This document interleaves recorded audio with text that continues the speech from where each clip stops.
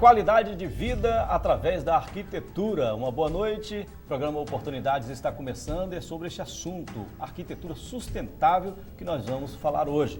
Vamos saber se isso é possível, um imóvel inteligente, ecológico, em que você possa economizar recursos naturais como água, energia e ter conforto ao mesmo tempo.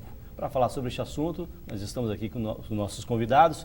Vou começar apresentando aqui o Elielmar Venâncio, arquiteto e autor de vários livros aqui, ó. Pelo menos eu estou com um deles aqui, A Minha Casa Sustentável. A gente vai falar um pouco sobre esse livro aqui do Elielmar. Ele também é autor de vários projetos arquitetônicos aqui no Espírito Santo. Eu apresento também a Priscila Loureiro, arquiteta também, professora de arquitetura da UVV e arquitetura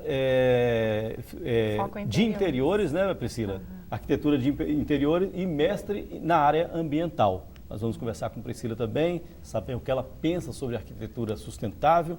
E eu quero apresentar também o Gregório Repsoldi, ele é arquiteto, também é autor de vários projetos arquitetônicos aqui no Espírito Santo. Muito bem, sobre arquitetura sustentável nós vamos falar hoje. O programa Oportunidades já está no ar.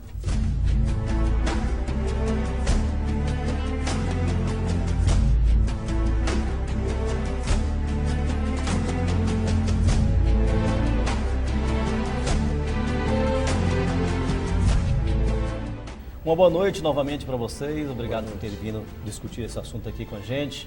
Eu gostaria de saber primeiro o que vocês pensam sobre arquitetura sustentável, a opinião, a concepção de cada um de vocês sobre arquitetura sustentável. Vou pedir para o Elielmar começar, já que eu estou com o livro dele aqui em mãos, como eu já mostrei na abertura do programa. Por favor, boa noite, Elielmar. Boa noite, Guilherme. Sustentabilidade, né, essa palavra vem do latim sustinere, que quer dizer manter-se vivo. E é uma necessidade do ser humano em face da grande industrialização que nosso planeta tem sofrido, né? A gente tem processo de desmatamentos muito forte, de poluição atmosférica, da gente tentar sobreviver a esse cenário. E uma forma disso é nada mais nada menos do que fazer construções responsáveis com a natureza, ou seja, impactando o mínimo possível e de uma forma que a gente se preocupe mais com as nossas futuras gerações. Ok, a Priscila com a sua concepção, e eu tenho que lembrar também aqui que, além do que o Elielmar falou, ter conforto também, né? Que quem quer uma casa quer também conforto. Priscila, por favor. Bem, eu concordo com o que o Elielmar falou. Acho que a sustentabilidade é um tema que hoje a gente usa mais esse termo, né, sustentável, mas na verdade fazer edificações mais confortáveis ambientalmente, menos impactantes, na verdade isso deveria ser feito mesmo, e já era feito mesmo antes de usar esse termo sustentável. A gente usava o termo arquitetura bioclimática, né, arquitetura, ecoarquitetura, então a gente muito antes de usar esse termo, já se projetava. Você pensar em Brasília, né, você pensa em edifícios que têm proteção, né, do sol, tem avarandados em volta dos edifícios de Niemeyer, né? São edifícios envidraçados, sim, mas eles têm, na verdade, grandes pórticos em volta, grandes varandas em volta, justamente para sombrear esse vidro e criar um clima, um microclima ambiental muito mais condizente com aquele ambiente, quer dizer, gastando menos ar-condicionado, porque ele é um espaço mais fresco, né, por não entrar sol diretamente. E assim, na verdade, o termo é muito novo, mas muitos arquitetos trabalham as proteções de janelas com os brises, as venezianas, há muito tempo, né, a circulação de ar cruzada. Então, quando a gente pensa também nessas decisões projetuais, a gente já está pensando em arquitetura sustentável também. Então, a arquitetura sustentável, para mim, é também o projeto, as decisões do projeto, né, de arquitetura envolvendo as condições espaciais internas, né? Interessante o que a Priscila colocou aí como exemplo os prédios em Brasília, né? Aquele sombreamento, eu vou chamar de beiral, nem sei se eu estou falando certo, aquele beiral que dá aquele sombreamento, né? E eu nem pensava nisso, assim, por que aquele beiral tão longo assim, né? Mas realmente vem a questão do sombreamento, do conforto, né? Dentro daquele imóvel. Agora vamos ouvir a concepção aí do Gregório Repsoldi sobre a sustentabilidade na arquitetura. Boa noite. Boa noite a todos e obrigado pelo convite. Na verdade é o seguinte, quando ela citou muito bem, né, nós estamos falando dos mestres da arquitetura brasileira, né, o Oscar Niemeyer, o próprio Lúcio Costa, né, o Lelé, são grandes mestres da arquitetura brasileira. Então essas pessoas, elas já trabalhavam pensando na qualidade ambiental, muito antes disso virar uma questão de necessidade hoje, como o Leomar colocou muito bem também. Mas hoje o que me preocupa mais é a questão do ser sustentável, né? O ser sustentável, ou seja, nós brasileiros, nós seres humanos, pensamos em ser sustentáveis. Porque nós, como arquitetos, nós vamos fazer esse trabalho. E esse trabalho nosso, ele vai abranger a cidade. Então, por exemplo, hoje não se pensa mais em fazer uma casa sustentável ou um prédio apenas sustentável. Nós pensamos em fazer hoje o urbanismo sustentável. Então, hoje nós pensamos em fazer urbanismo todo pensado na questão dos ventos, a questão da incidência do sol, a questão da distância da pessoa ir para um ponto de ônibus, como você colocar, arborizar melhor essa rua, para criar um microclima melhor. Espaçamento entre os imóveis, os prédios, a ventilação, o direito à paisagem, ou seja, você não criar um paredão. Então, tudo isso hoje é fundamental. E quando você fala em sustentabilidade, tem que pensar assim, nós temos que ser sustentável socialmente também, né? Então, a gente tem que pensar de uma forma culturalmente também, entendeu? Quer dizer, então, hoje a questão toda não é apenas ecologicamente só. O planeta precisa de tudo, porque, acima de tudo, a população, cada vez que a gente olha os dados demográficos do planeta, é assustador. Então, nós temos um dado seguinte: se a população do mundo, dos países emergentes, forem consumir o que o americano consome, mais um planeta não vai dar conta. Vai precisar de 3 terras. Não sobra nada. Não dá, entendeu? Então, quer dizer, na verdade, hoje a gente fala em arquitetura sustentável, nós temos que pensar no ser sustentável, acima de tudo. Antes de começar a gravar o programa, eu estava até conversando com ele, Leomar, ele me falando que essa sustentabilidade, né? O termo é usado mesmo, a Priscila falou que esse termo é novo, mas está sendo até usado indevidamente por alguns políticos, eu gosto de dizer isso, mas eu estava conversando com ele, Leomar, ele falou que a sustentabilidade tem que começar com a gente, não é isso, Leomar? Isso. E a gente deu até um exemplo do elevador. Há um tempo atrás, eu mesmo vou me colocar nesse exemplo, há um tempo atrás eu entrava no prédio, tinha 3 elevadores lá, eu apertava todos os 3 botões do elevador, esperando o mais rápido que viesse, né? E hoje eu já não faço isso pela questão mesmo de consciência ambiental, né? Que eu só vou entrar em um elevador, não vou entrar a cabeça em um, perna em outro, braço em outro, eu vou usar um só. Então eu aperto um elevador, os outros não apertam, e hoje já tem edifícios inteligentes, elevadores, a exemplo do prédio, acho que é do Ames, né? Do edifício Ames, Eliomar. Ele tinha uns elevadores antigos, né? Eles foram retrofitados, né? Que a gente fala, foram substituídos. Mas é importante isso que o Gregório falou, que a gente estava falando da sustentabilidade, do ser sustentável, né? Das ações dele, das atitudes, né? E aí você leva isso para a sua casa, para o convívio com os vizinhos e o urbanismo, que o Gregório lembrou muito bem aqui, que, ou seja, a ação em torno da cidade. E aí você vai do estado, do país e do próprio planeta Terra, né? Então são ações pequenas, desde a coleta do lixo, né? Você separar o lixo seco do lixo úmido. A questão do elevador aí também. Então são ações educativas que você vai passando para as gerações que estão chegando, e você consegue, no contexto, até fazer grandes projetos com a questão sustentável de uma forma fácil, né? Porque a coisa que eu sempre faço, às vezes a pessoa pergunta, por que eu vou construir a minha casa verde ou o meu prédio verde? Eu falo o contrário, por que você não vai construir verde? É verdade. Então, se a gente pensar da forma contrária, ou seja, naturalmente, a uma ação sustentável, né, o responsável com a natureza, esse que seria o caminho. Eu vou começar aqui dando alguns exemplos que eu gostaria que vocês comentassem. Por exemplo, eu vejo a arquitetura nas grandes cidades, aqui em Vitória mesmo, por exemplo, de prédios com bastante aparelhos de ar-condicionado nas fachadas, né? Principalmente esses prédios antigos. Na concepção de vocês, é um erro de projeto ali?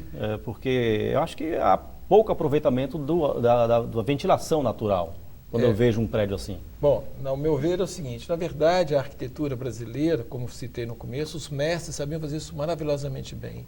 E nós, infelizmente, importamos modelos de países de clima temperado, cuja realidade é completamente diferente do nosso clima tropical, e fizemos a arquitetura caixas de vidro, que é até um contrassenso no nosso país, no nosso clima. E você vê isso sendo cada vez isso sendo feito de forma mais equivocada. Então, a partir do momento, esses prédios, além de eles não serem sustentáveis no sentido economicamente, qualidade, manutenção, tudo, eles têm um outro problema mais agravante que eu acho também, entendeu? O custo de manutenção desses prédios é muito alto. E o desconforto interno é muito grande. Então, há um grande equívoco nesses prédios realmente.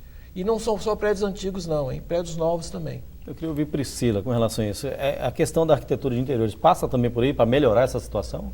A gente assim, quando a gente trabalha com interiores, a gente já tem, no caso desses edifícios, né, que você citou, a gente já tem um problema criado. Muitas vezes a caixa de vidro, e aí para você melhorar a partir do interior, tem como minimizar esse impacto? Tem. Mas o ideal é que essa decisão se parta, obviamente, de um projeto arquitetônico, do edifício ser verde, né, ser sustentável, e a ideia do interior continuar, né, dentro do princípio de sustentabilidade numa esfera de arquitetura de interiores, porque não adianta nada você ter, na verdade, um edifício certificado, né, pelo LEED ou por outros, né, selos verdes, né, selos sustentáveis, e que quando, na verdade, uma torre pode funcionar perfeitamente bem, usando até ventilação natural, em parte. Hoje em dia, a gente dizer que vamos abrir mão do sistema de ar-condicionado é utópico, né? O planeta está aquecendo, então, mesmo com a ventilação natural, a gente sente calor, a gente sabe disso. Então, o que a gente tem que procurar é alternativa dentro dos sistemas de ar-condicionado oferecidos, alternativas menos impactantes, né? E aí, quer dizer, na verdade, o interessante é a gente trabalhar conjunto. Então, o edifício ele é verde, ele já é sustentável. O espaço, o arquiteto que vai dar continuidade ao projeto, por exemplo, da sala comercial desse edifício sustentável, para realmente que essa sala seja sustentável, ele tem que continuar dentro dessa ideia de sustentabilidade. Então, como que vai ser, como vai ser esse projeto, como que vão ser essas decisões, né? Vão ser responsabilizando, na verdade, valorizando materiais sustentáveis, né? Tendo responsabilidade sustentável em cada escolha de projeto, em cada posicionamento do layout, né? Que, por exemplo, flexibilidade espacial promove sustentabilidade. Na medida que, se eu tiver que alterar um ambiente, eu precise cada vez menos de reforma, tenho mais flexibilidade, divisórias removíveis, flexíveis, eu estou fazendo menos obra. E se eu estou fazendo menos obra, eu estou gerando menos resíduo da construção, então eu estou impactando menos o meu ambiente. Então, seria, né, do meu ponto de vista... É verdade. A princípio, Eliomar, isso. Vamos ouvir, Eliomar. Enquanto você fala, eu vou tentar achar aqui. O Eliomar deu um exemplo no livro dele aqui do cimentado que a turma costuma fazer. Não, é uma abertura que fica no superior da parede, que parece que circula o ar. Sim, né? Isso. A gente estava falando do ar-condicionado, a gente observa também que mesmo nas escolas, né? Acho que eu sou de uma geração que estudou em escola que não tinha ar-condicionado. Hoje em dia as escolas fazem propaganda que todas as salas são condicionadas, né? Então, ou seja, a ventilação natural, quando você consegue botar uma janela, duas laterais, botar janelas, né, nas laterais de uma sala de aula, você consegue minimizar esse calor e fazer com que o ar circule por dentro dessa sala, tornando o clima mais agradável. Tem épocas do ano que não tem jeito, que você tem que fazer uso do ar-condicionado, mas ele não deve ser uma regra, né, que você deva usar sempre. Eu estou colocando, mostrando a imagem aqui, mas você podia até lembrar não sei se dá para ver. Essa imagem ela mostra um fluxo de vento, né, onde você pode ter algumas aberturas. A tendência do ar quente subir, se você tiver aberturas no ponto mais alto, então esse ar quente vai ser empurrado pelo ar frio e vai sair, né? Então você vai ter a renovação de ar, que é importante para evitar doenças respiratórias, e também trazer um conforto térmico ambiental muito bom e de quebra economizar energia, né? Porque o ar quente ele sobe, né? E o ar frio ele desce. Exato. Isso? Aí esse movimento é que a gente tenta fazer com o desenho de arquitetura, que nossos mestres do passado já faziam isso naturalmente, e hoje... Com muita qualidade, por sinal. Exatamente. Isso hoje tem que ser aprendido na escola, para a gente renovar isso. E essa questão, só interromper sua fala aqui, Gregório, mas essa observação do ar quente sobe, o ar frio desce, é interessante, que eu já observei um projeto arquitetônico que, na minha opinião, não sei se foi arquiteto ou foi um decorador que colocou um ar-condicionado numa posição errada. Eu vou falar isso no próximo bloco para vocês comentarem. Estão me pedindo um intervalo, vamos fazer nosso primeiro intervalo, daqui a pouco então a gente volta com oportunidades. Até já. Estamos de volta com oportunidades, nós estamos falando sobre arquitetura sustentável hoje e no bloco anterior eu fiz um comentário aqui que eu vi um projeto arquitetônico em um evento, né, de mostra arquitetônica, que não sei se foi um arquiteto ou se foi um decorador, né, mas ele colocou o ar-condicionado na parte inferior da parede. E eu achei errado. Eu, como leigo no assunto, eu sempre soube que o ar frio ele desce e o ar quente sobe. Tanto é que quando tem um incêndio, os bombeiros pedem para a gente ficar rastejando no chão para sair, porque o ar quente vai ser igual sauna, né? Quem quer ficar num calor, sobe no degrau lá da sauna para ficar aproveitando o calor maior, mais né? intenso. E eu vi esse ar-condicionado na parte inferior da parede. Eliomar, está errado ou está certo isso?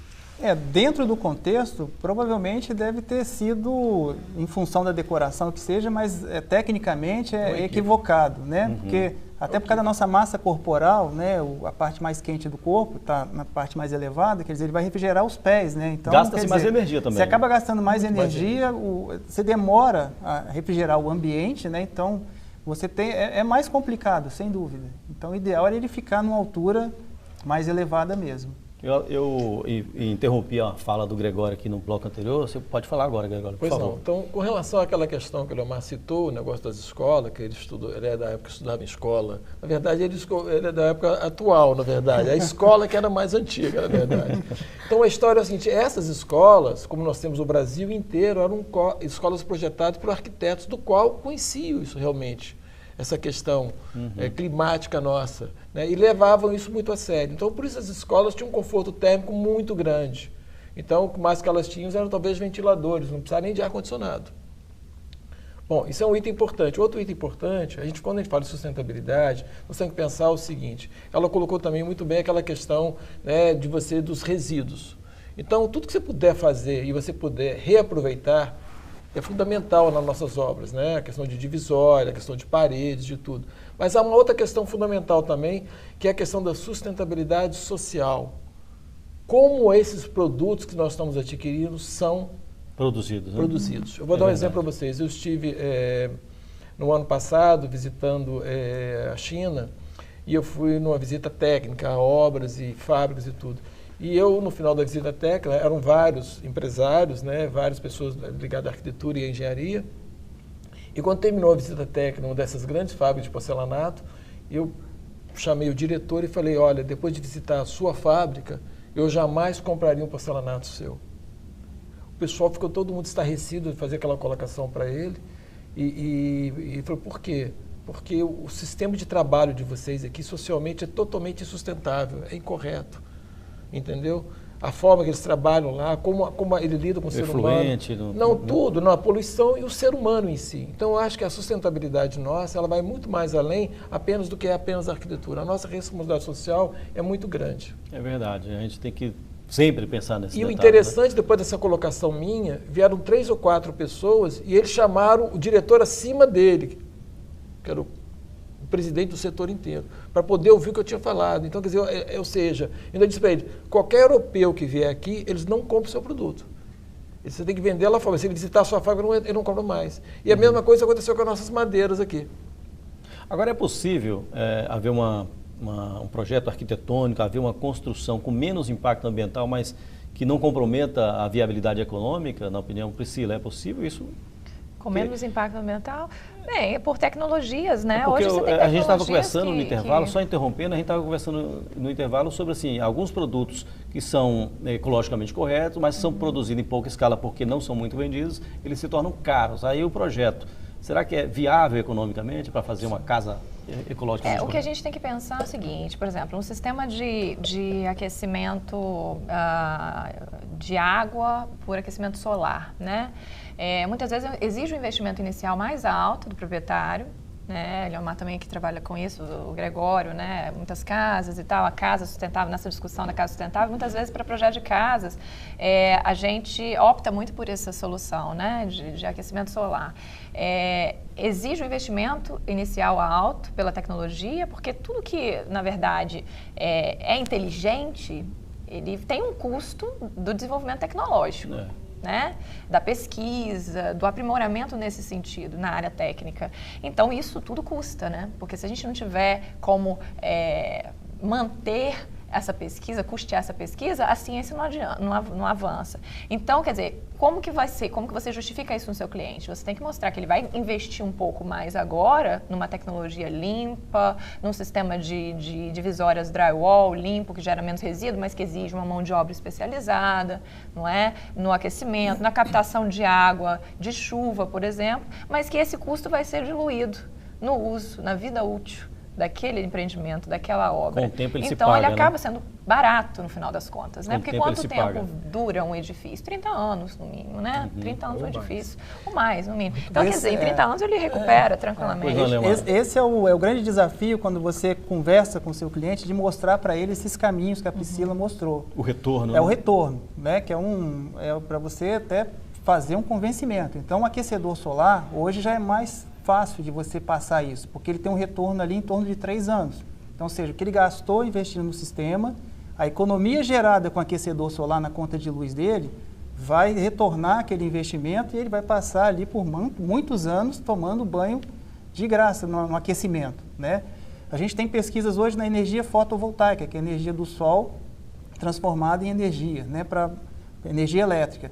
Então, há pouco tempo, a gente tinha esse retorno em 25, 30 anos. Então, você já investia um valor, você só ia ter retorno em 25, 30 anos depois. Aqui no Espírito Santo já se usa fotovoltaica?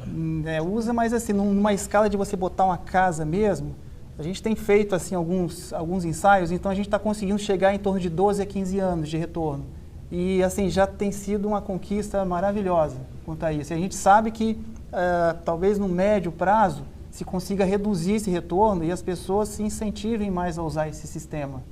Então, assim, é um caminho. Vocês dois, o Eleomar e o Gregório, que tem escritório, né, que trabalham a arquitetura na prática, né, não na teoria, né, como no caso da Priscila. A Priscila também tem escritório, desculpa, Priscila. Mas na área de interiores não na área de interiores.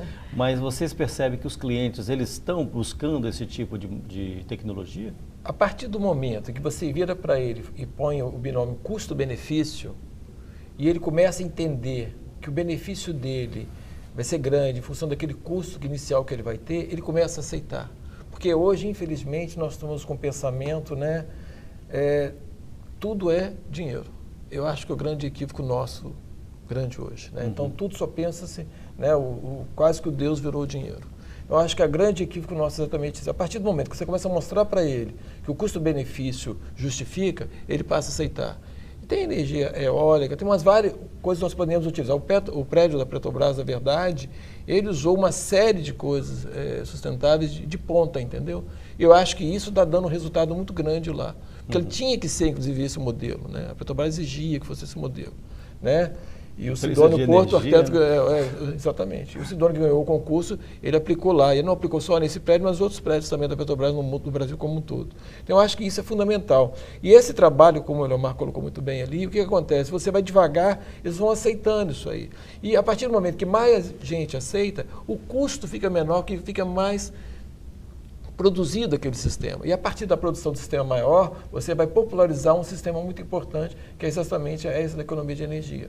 Vai chegar um momento, inclusive, que não é só aceitar, que o mercado vai exigir que a gente faça. Né? E aí que você tenha fornecedores que atendam e que provem que as produções são socialmente justas também. Então, quer dizer, a mudança começa hoje, a gente, no convencimento dos nossos clientes que vale a pena. Mas, com certeza, em 10 anos, isso vai estar tão comprovado de que vale a pena, que comum. Por boca a boca, as pessoas vão chegar para a gente, olha, eu quero sustentável, eu quero assim. Né? Vai ser uma exigência, né, contrária, o mercado vai querer da gente só isso. Complementando o que ela colocou, o que acontece é o seguinte, né? Nos países desenvolvidos, né, o que acontece? O selo verde do prédio valoriza o prédio muito. A casa tem valorização, o bairro que foi pensado verde, ele tem outro valor no mercado.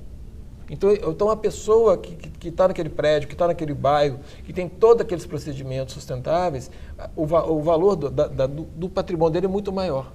E quando ela colocou que vai ser exigido, no futuro vai ser exigido, assim, além de ser popularmente, eu acredito que as normas foram criadas pelo próprio poder público.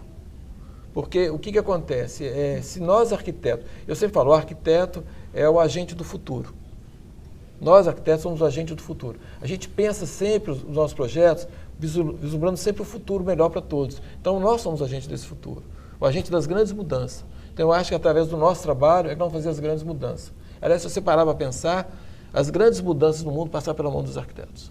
Esses livros aqui, eu vou mostrar de novo esse livro aqui do Eliomar, A Minha Casa Sustentável, é isso mesmo. E tem outro ali, Eliomar, você pode levantar, que eu não apresentei aqui. Ele me falou aqui na abertura do programa que esse aqui está quentinho, está saindo do forno, né? Será lançado ainda em larga escala. Né? E você, nesses livros, você coloca essas questões todas, né, da sustentabilidade. Esse aqui, só pelo título, a gente já sabe que sim, mas esse aqui também? Ele também contempla, porque são livros direcionados para a área de arquitetura, mas é muito interessante que a gente vê que pessoas na área de construção, de engenharia, ou até mesmo quem simpatiza com a área de arquitetura e construção, acaba consumindo esse produto. E eu vejo que assim, há um interesse muito grande, muito forte nessa questão sustentável. Né? Então, assim, ele acaba sendo um fomentador, é mais um elemento de divulgação dessa questão de sustentabilidade, para exatamente a gente poder, né, que isso seja uma coisa natural, as pessoas busquem esse tipo de construção, de produto, assim, como eu falei, sem se perguntar por que vai fazer verde, já faz naturalmente a construção. Eu estou mostrando uma gravura aqui, a Priscila até já comentou isso numa resposta dela, sobre o reaproveitamento da água de chuva, né? Eu acho que essa gravura mostra muito bem isso aqui. E esse reaproveitamento é milenar, a gente não inventou nada agora, isso aqui lá antes de Cristo já era feito. Está sendo redescoberto aqui. Isso foi esquecido ao longo do tempo, mas a gente está rebatendo, trazendo isso agora por necessidade. Eu já vi uma escola ali em Vila Velha, não sei se foi em Vila Velha, que está usando muito esse reaproveitamento da água de chuva, né? A água cai no telhado, vai para a calha, e como é que é o processo mesmo? Só para, em poucas palavras, a gente entender. Eu tive a oportunidade de fazer uma escola que exatamente a gente aproveita toda a água do telhado, ela desce para uma cisterna, passa por um filtro e depois ela retorna para o sistema hidrossanitário da escola. Então, além de gerar uma economia fantástica, ela é um sistema que fica todo aparente na escola para as crianças poderem ver que é um sistema simples, né, entenderem como é que é e serem divulgadores disso, né? A gente sabe que criança bate o olho, presta atenção e depois se ensina para os pais, né? Ou seja, essa água de chuva pode ser usada nas descargas e até também para lavar pátio, para irrigação, ela é usada para irrigação dos jardins que eles têm, né? Para lavagem e também no sistema de vasos sanitários. Porque ela não é água tratada, né? A não ser que se faça um sistema de tratamento para usar para... isso gera uma economia em torno de 60% do consumo de água da escola. Normalmente a escola tem um consumo elevado, né? Então, assim, financeiramente, para o proprietário, valeu super a pena. E é um sistema que pode ser usado em qualquer residência, né? Para residência, inclusive, não é complicado, né? A gente vê que também nessa questão da sustentabilidade tem um ator principal, que é também um dos principais, que é o poder público, né? Que poderia fomentar esses tipos de tecnologia. Exigir que imóveis tenham esse reaproveitamento de água de chuva a partir de uma determinada área de construção. Né? É uma água que ela vai para a rua, né? Vai causar enchentes, e ela poderia ser aproveitada. Então, o poder público tem teria um grande poder de ajudar nessa questão toda. Tá certo. Olha, a importância do uso do material, o material certo numa construção. A gente vai falar sobre isso no próximo bloco. A gente vai fazer mais um intervalo, daqui a pouco a gente Estamos de volta com oportunidades, arquitetura sustentável é o tema da discussão de hoje.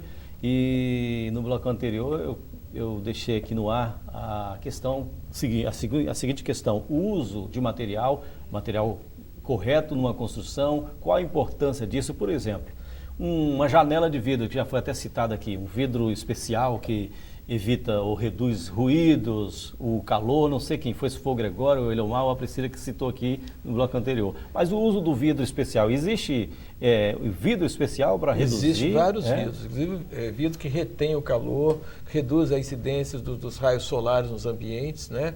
Além dos vidros que reduz a questão do ruído, né? As esquadrias e tudo, quer dizer, então isso hoje é fundamental.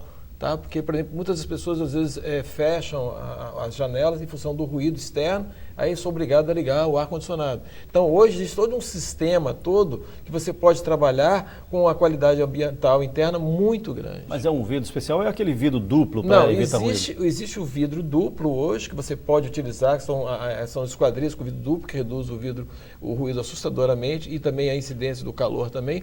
Mas existe vidro especial hoje com a qualidade de vidro, essas obras do exterior, que a gente vê em Nova York, ou mesmo na Europa, ou mesmo em São Paulo, que aqui no Brasil já tem, Rio, São Paulo, Belo Horizonte, Brasília, já usam vários vidros diferentes na própria arquitetura em função da qualidade ambiental. Ou seja, está lá o Sherman, lá na casa dele, ele morando perto de um baile funk, ele não quer escutar o funk. Fecha a janela, com esse vidro especial ele pode dormir sossegado. Viu, Sherman? Ele só vai ter que ligar o ar-condicionado.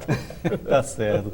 E o Gregório ficou de falar aqui, fazer um comentário a respeito do que o Eliomar estava conversando. Complementando aquela questão da utilização das águas pluviais, só para a gente ter uma noção como isso é importante. Nós fizemos a indústria de mármore Bruno Zanetti aqui e fizemos a indústria Santo Antônio, em Cachoeiro Itapemirim. E essas indústrias, há muito tempo atrás, não se falava tanto utilizar a água da chuva, toda a água da indústria é utilizada via natural. É que nós conseguimos recolher dos galpões todos industriais. E aí você praticamente não usa a água tratada para produzir absolutamente nada. E o excedente a gente usa para molhar toda a parte que é verde da área como um todo. Uhum. Entendeu? Então, quer dizer, ou seja, esse trabalho é tão importante que nós tivemos um cliente que é de Los Angeles, na Califórnia, nos convidou para fazer um projeto para ir em Los Angeles, na Califórnia, que era exatamente uma indústria de mármore e granito, para ir lá em função de quê? Que quando ele viu tudo isso aqui, e Los Angeles é um lugar que tem a questão de água, calor, temperatura, o custo é alto de tudo, então ele nos pediu para a gente fazer essa mesma coisa lá para ele. Então, quer dizer, isso há mais de 10 anos atrás, tá? Interessante. Então, quer dizer, essa questão de pensar em sustentabilidade, é só a gente olhar para a história atrás, né, com a reutilização das águas da chuva, que isso é milenar, isso não vem da agora vem em função agora do quê? Da necessidade, porque a água hoje, a água doce do mundo, nós temos hoje reservas, o Brasil é que tem talvez as maiores reservas de água doce do mundo. Mas outros países eles já estão passando por dificuldade, então nós temos que aproveitar o que nós temos, reciclando o que nós temos, porque hoje você pode, a gente tem as águas cinzas, né, que você reciclar, e as águas negras. Então, até as águas cinzas hoje, na Europa, são recicladas para serem reutilizadas. Olha só. Vamos falar mais de materiais, a Priscila e o Eliomar também podem falar. A questão, por exemplo, de tinta, cor de tinta, o forro da casa, a cobertura da casa, que tipo de material. Eu vi no livro do Eliomar aqui, um trecho do livro do Eliomar, sobre a cor da tinta é muito importante para pintar uma residência, uma casa, por causa da incidência do sol, né? Você às vezes tem uma parede que ela recebe muita incidência solar, principalmente o sol da tarde, e às vezes quando você vai escolher a cor dessa parede para compor a fachada, o ideal é que você coloque uma cor mais clara para refletir essa luz, né? Vale também para a cobertura, o telhado, né? Se tiver um telhado embutido, vale a pena você pintar ele com a cor clara ou conseguir botar uma cor clara para refletir a iluminação, né, do sol e que esse calor não vá para o interior da residência. E você tem tintas à base de água, que hoje elas competem diretamente em qualidade e em preço com as tintas que têm componentes poluentes, que você pode usar e tornar a sua construção com mais um elemento de sustentabilidade. Né? Isso que é importante. Priscila, algum material que a gente possa citar? Na verdade, assim, todos os materiais a gente tem que pensar de maneira sustentável, né, na escolha de cada um deles. Na área ambiental, existe um princípio que se chama princípio dos 3 R's. A gente estava comentando aqui antes, né, no bloco anterior. O princípio dos 3 R's são ações, né? 3 R's são ações: reduzir, reutilizar e reciclar. Então, se eu penso em atender primeiro o princípio da redução na escolha dos materiais, o que significa redução? Gastar menos recursos, gastar menos materiais que não são necessários, não precisam estar ali, ou excessos não precisam estar ali. Então, aí, tomar decisões que reduzam, né, o gasto de materiais são decisões sustentáveis. Reutilização. Reutilização vem na sequência antes de reciclagem. O que significa reutilizar materiais? Uma divisória, por exemplo, de um ambiente interno, ao invés de jogar fora e fazer tudo novo numa reforma, eu vou tentar reaproveitar, reutilizar isso de forma a gerar menos resíduo. Então, isso está muito ligado ao material, esses 3 R's. E reciclar seria o último, né? A última alternativa. Então, eu já tive que gastar com material, não pude reduzir, né? Tive que colocar esse material dentro do ambiente de forma responsável. Na vida útil daquele ambiente, eu vou tentar reutilizar aquele material ao máximo. Isso. E, por fim, no fim, vamos dizer, da vida útil do ciclo de vida daquele ambiente, eu vou reciclar aquele material. Então, essa seria a sequência correta, né, do pensar no ciclo de vida do ambiente sustentável.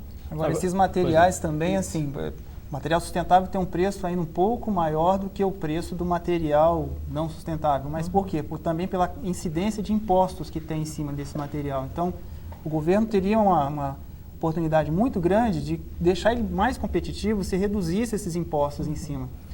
A gente dá incentivo para carro, né? O governo reduz o imposto do carro e o carro é poluente, entope as ruas no congestionamento de trânsito, né? E ainda não investe no transporte público. E não investe no transporte público, onde deveria investir. Então, ou seja, eu acho que eles dão desconto ou dão incentivos para o produto errado, né? Então, a gente está falando aqui de casas sustentáveis, de construções sustentáveis, que é tudo de bom, a gente não consegue ver alguma coisa ruim nisso e não tem um grande incentivo fiscal, seja do governo federal, estadual ou municipal. Uma vez a gente estava discutindo um assunto parecido aqui, que a gente levantou essa questão das empresas que trabalham com reciclagem ter uma tributação parecida ou até mesmo maior que as outras, né? Quando deveria ser o contrário, né, Priscila? A indústria, né? Menos tributo para quem trabalha com meio ambiente. É um grande equívoco, na verdade. A gente precisa de parceiros, na verdade. O arquiteto não consegue mudar o mundo sozinho. A gente precisa de todos esses atores, a gente precisa dos clientes pensando com a gente precisa do poder público pensando com a gente, todo mundo agindo em conjunto, as indústrias, todo mundo agindo em conjunto. Né? Para poder, né, fazer efetivamente uma sociedade sustentável, uma comunidade sustentável. Mas eu acredito o seguinte, que é muito mais fácil para nós arquitetos sermos, vamos dizer assim, o maestro dessa orquestra como um todo, né, vamos dizer assim, dos clientes, a indústria da construção civil.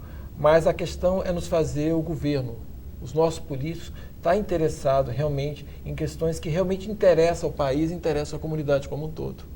Então, a partir do momento que eles não levam isso em consideração nas suas decisões, eles prejudicam o país e os cidadãos que moram nele também. Então, eu acho que isso que é a questão básica hoje. Então, por exemplo, se nós não temos hoje incentivo nenhum para quem está pesquisando, incentivo nenhum para quem está buscando fazer uma produção sustentável, já nos outros países desenvolvidos, países que levam isso a sério, que o Brasil não leva isso a sério, a atuação deles é completamente diferente. Eu acho que tem que mudar o país. Essa questão, por exemplo, de obras públicas, né? Vamos falar da arquitetura ou de obras públicas aqui, que o Gregório, logo no início do programa, já alertou, né? Já deu apito aí. A gente vê muitos municípios no Brasil, lá fora aí, que aqui Vitória foi um exemplo, né? Que tira as ruas dos bairros, que tem paralelepípedos, para jogar o asfalto por cima.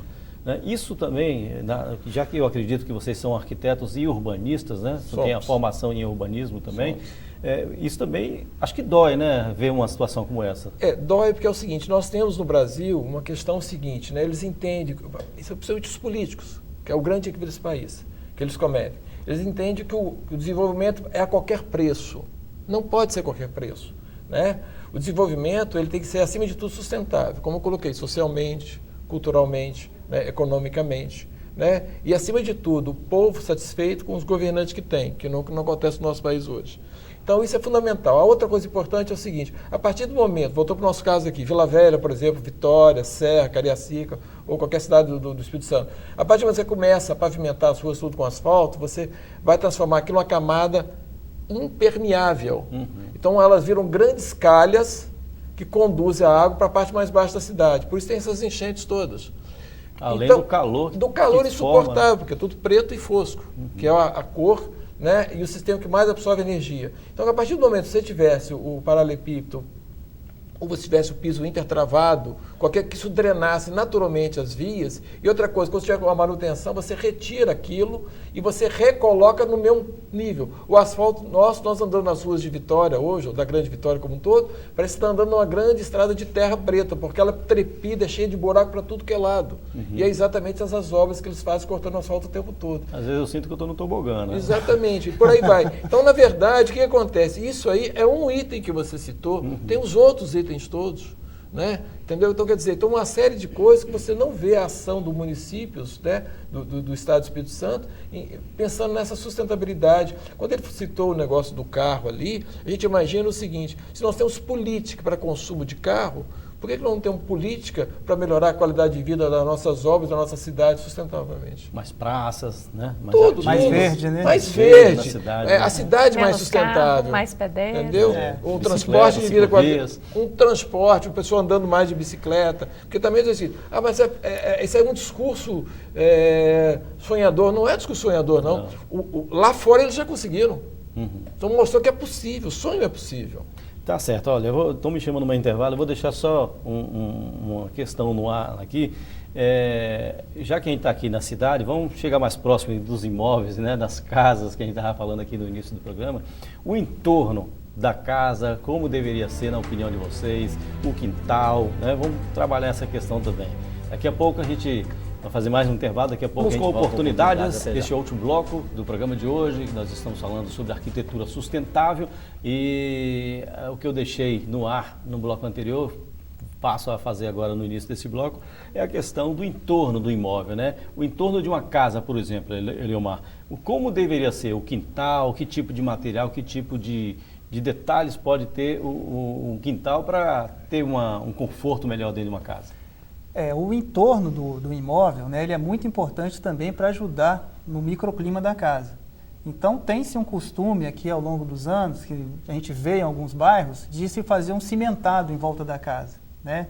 Então, a pessoa fica ali com preguiça de cuidar do jardim, vai lá e cimenta o quintal. Ele não sabe que com isso ele está aquecendo a casa dele em alguns graus, porque o sol bate ali naquele cimentado, é como se fosse uma pedra. Então, é como se ele estivesse morando em cima de uma pedra. É verdade. Então, o ideal é ter uma orientação de um profissional para você, quando desenvolver o projeto, já imaginar a ocupação desse entorno, né? Seja com jardins, você fazer os caminhos no lugar certo. Arborizar seria excelente, uma ótima oportunidade você fazer isso, né? Você pode botar árvores frutíferas, um pomar, se tiver um espaço desse daí.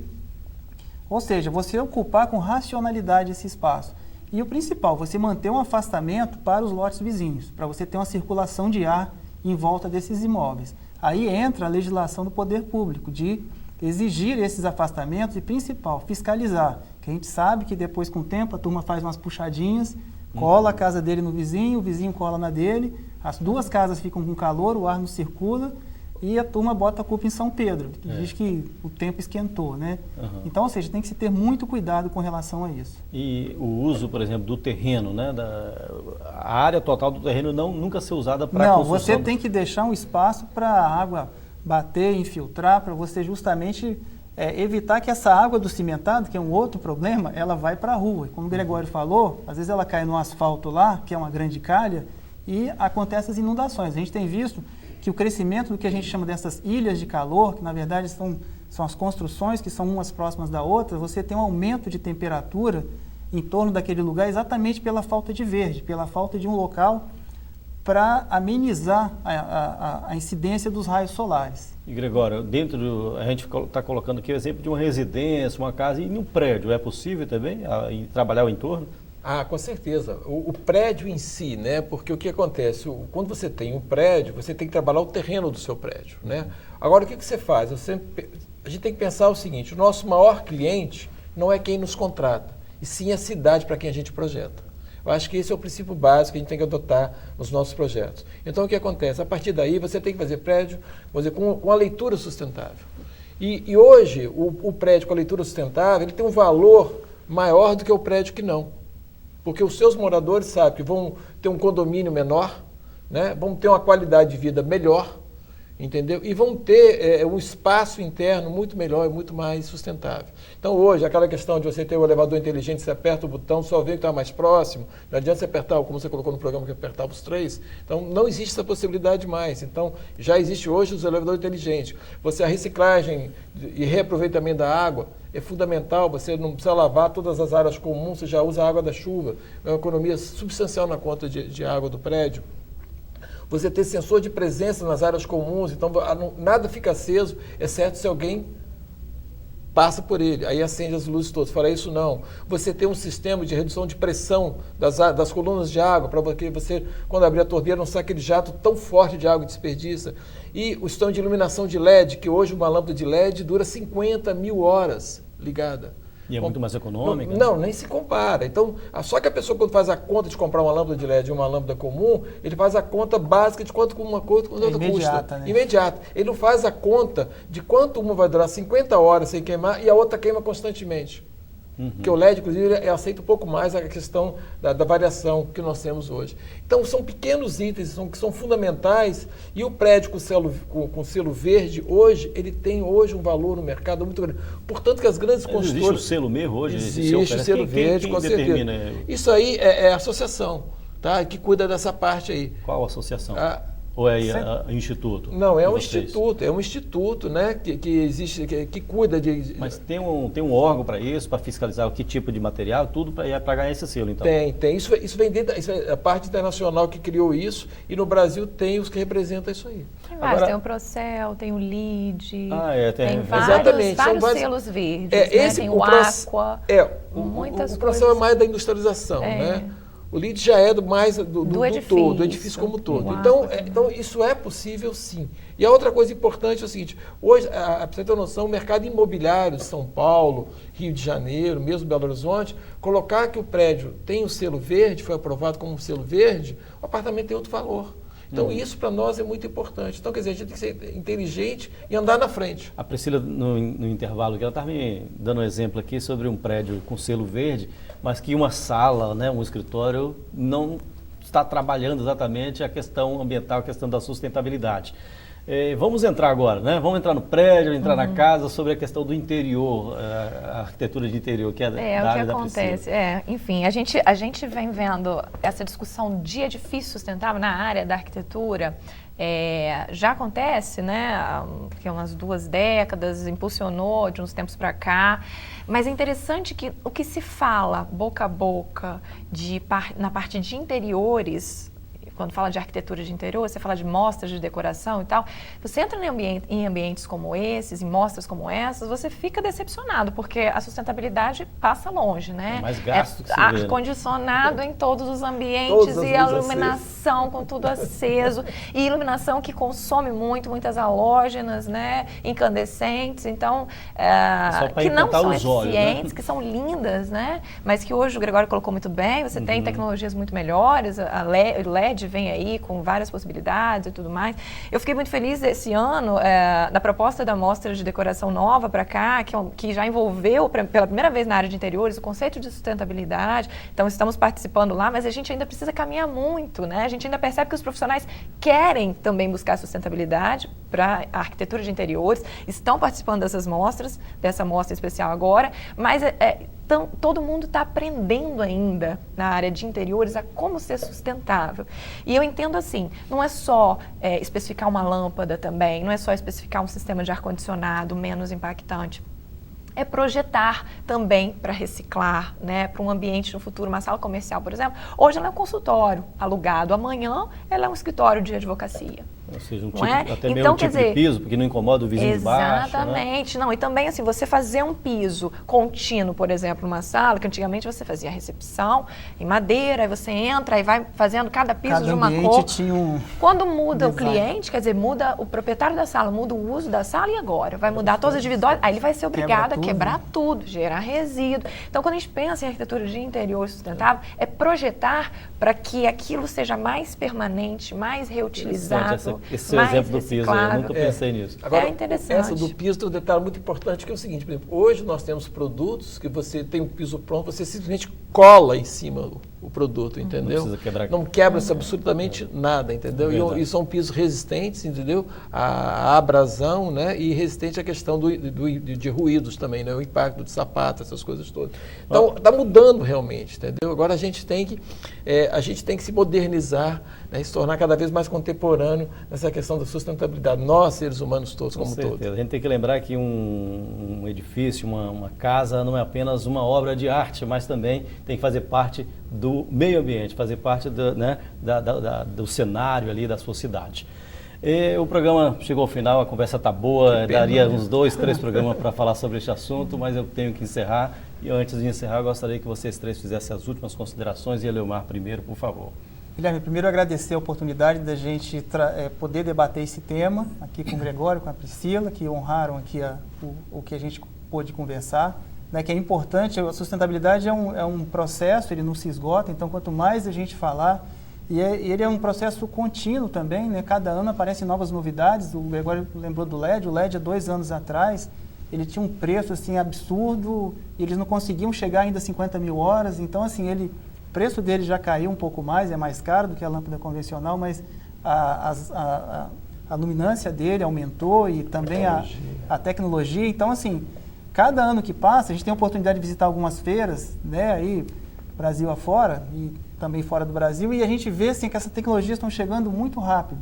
E aí é importante que as pessoas acompanhem essa tecnologia, e eu volto a falar que o poder público também vem atrás, incentivando aos profissionais, aos empresários, aos consumidores, né, para que a gente consiga fazer construções mais responsáveis possíveis com a natureza, que na verdade, é o princípio que a gente deve sempre nortear o nosso caminho. Ok, muito obrigado. Antes de passar para a Priscila, eu só queria te perguntar, os livros, esse livro aqui, o primeiro, já está na 3ª edição, né?